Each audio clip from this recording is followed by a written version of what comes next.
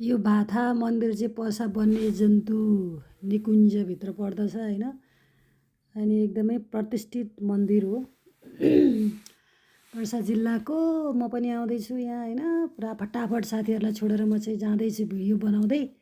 अनि त्यसपछि यहाँ प्रायः आउने सबै बिहारबाट आउनु हुँदो रहेछ।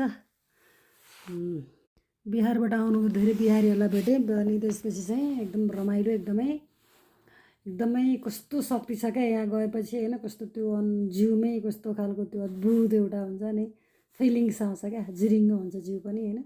यहाँ सबै चाहिँ बिहान आएर नुहाएर त्यसपछि माथि भगवान्को दर्शन गरेर फर्किरहनु भएको छ।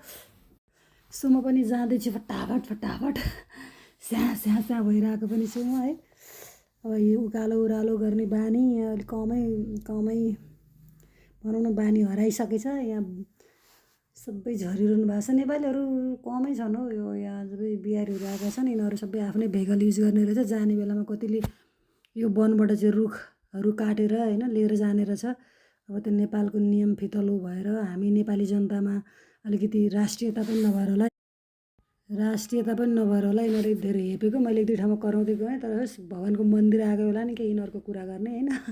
यहाँ मन्दिर यस्तो यहाँ पुरै होइन रुखको बोटमुनि पिपल बरको रुखको बोटमुनि भगवान् हुनुहुन्छ। यता पनि भगवान् हुनुहुन्छ एकदमै। मेरो फेरि यहाँ के अरे म पिरियड भएको 4 दिन थियो होइन। तर मैले पूजा गर्नु हुँदैन नुहाएर दर्शन मात्रै गरेको थिएँ। किनभने एकदमै चान्सले म जान पाएको थिएँ। पहिले सानो बेलादेखि नै जाने रहर भएको ठाउँ हो।